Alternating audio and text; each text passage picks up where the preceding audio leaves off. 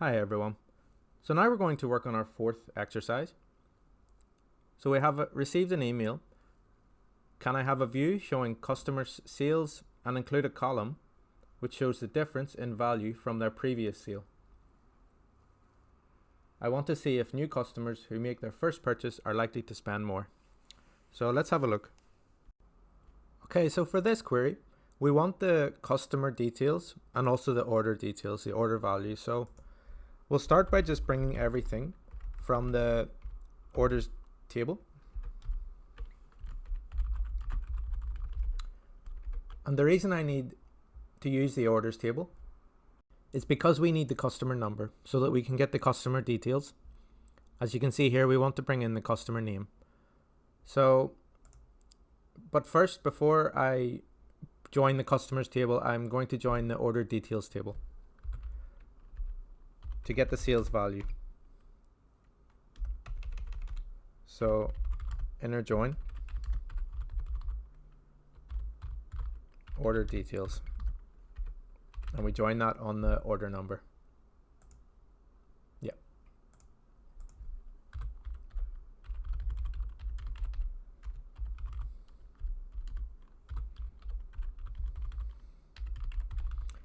And then now we'll have, as you know, multiple rows because it's broken down by product.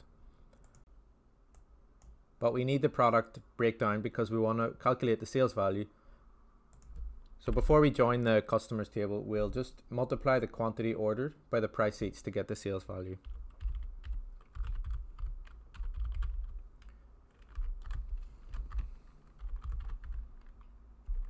And we'll just name it sales value.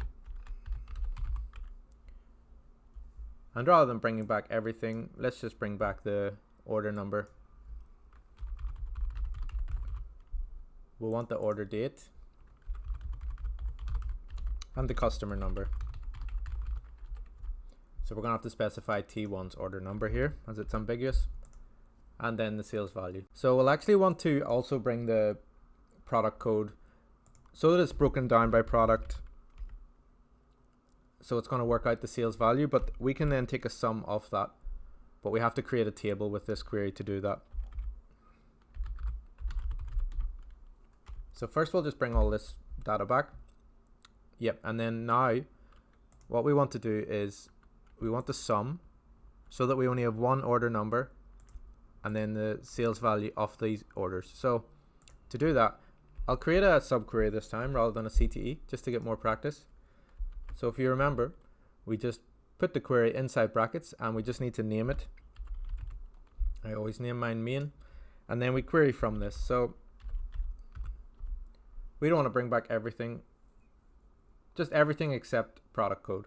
So we'll bring order number, order date, customer number, and then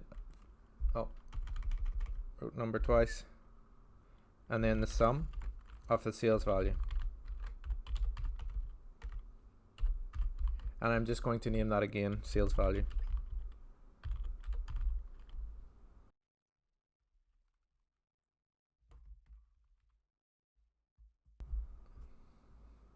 And now we'll just finally need to group it by our first three columns after our main subquery. So it's just going to be our final entry, group by, I'll just copy and paste these three columns. And now we only have one row for each order number. So what we can do then from this, we could even make this output a table again. So we'll use a CTE this time. So it's going to be a subquery inside a CTE. But then we can then join the CTE to the customer table to get the customer details. So with main CTE as open brackets and then close brackets after. So now we can select star from main CTE. Same output, but now we can join customers.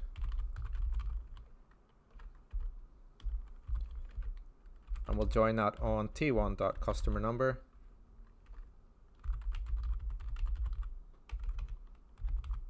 equals t2.customer number.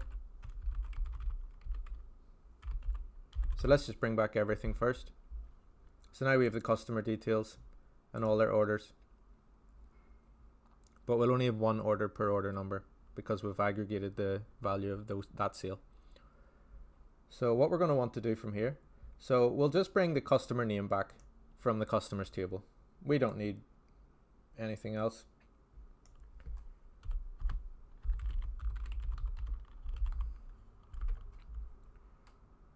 Oh, so rather than bringing all from both tables, we just put t1.all, and then it will only bring everything from the main CTE and then the customer name from the customers table. So you can see, for example, the first customer here has made 3 orders, and now we can, by using row number, we can order these sales by order date, but we'll also need to use lag or lead to get the value of their previous or next purchase. So let's just first number these orders using row number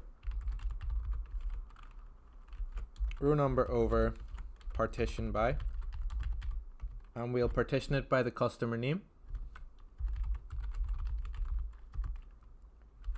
and we'll order it by the order date.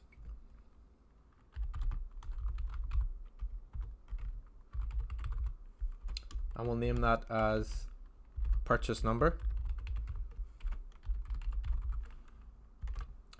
So our first customer here, you can see the 3 purchases have been numbered here based on the order date. So we can see their first purchase was on the 4th of July, second purchase 8th of November, and third was 2 years later.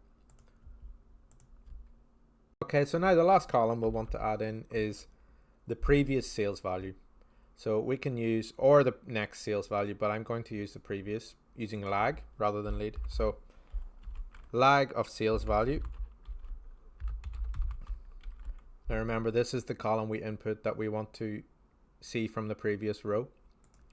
So lag sales value over, and then we could probably just copy and paste from above our partition statement, because it's going to be the same. We're partitioning by each customer name and ordering by the order date.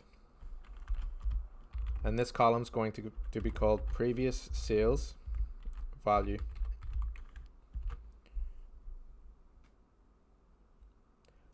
I've made an error.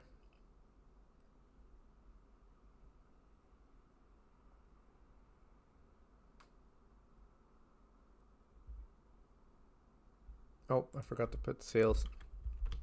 I'll just put sale value. Okay, and then as we know, the first column for each customer is going to be null because they did not have any previous purchase. So we could exclude these, because what we're going to do in the same row, we can subtract the previous sales value from the current sales value. So we could create a new column from this, but we will need to do it after, because our windowed calculations haven't happened yet. And then we'll also add in a where the previous sales value is not null, just to exclude these rows because we don't need to see them.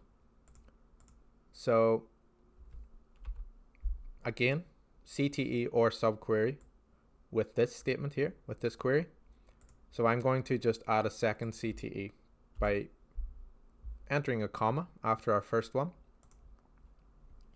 and then I'll call it sales query. And if you remember, we don't need to add a with when we're creating our second CTE. Okay, so now we have 2 CTEs, and after our second one we can, so let's just do a select star from sales query. It's going to be the same output, but now we can add in more calculations. So we're going to add in sales value minus previous sales value.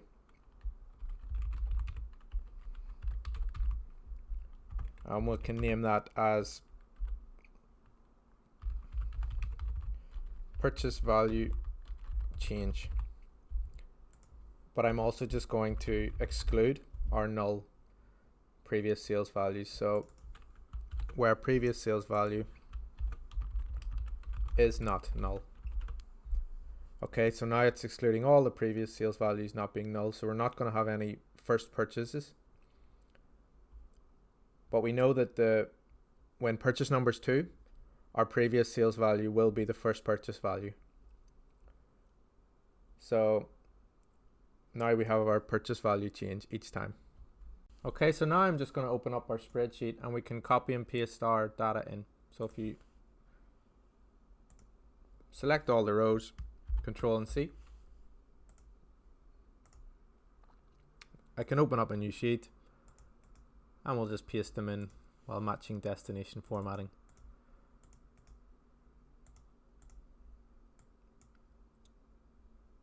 I'm just going to expand our columns. Just have a habit of doing all this as soon as I enter new data.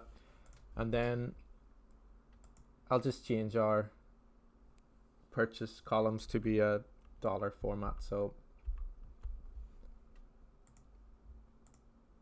sometimes it will be negative. But what we can do from this is just insert a pivot table.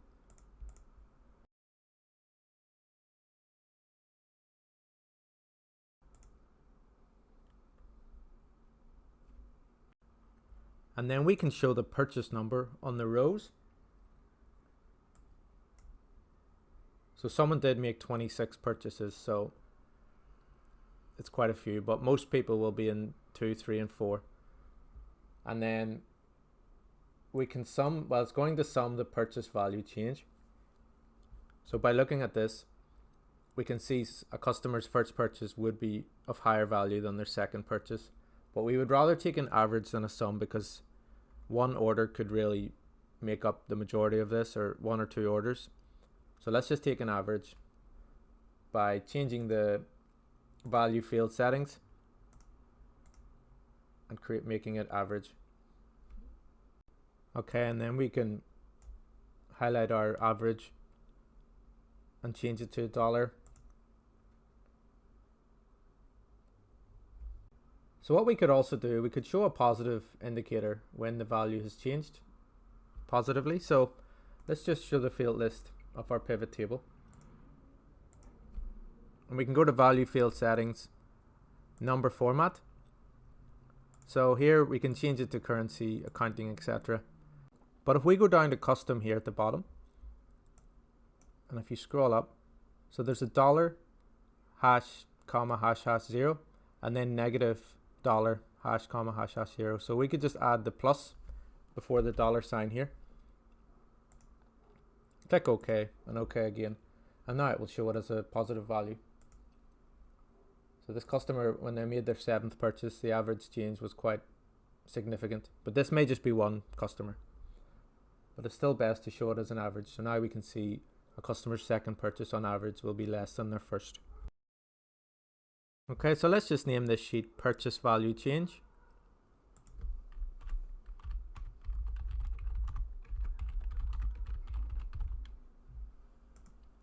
And in the next video, we will work on our next exercise.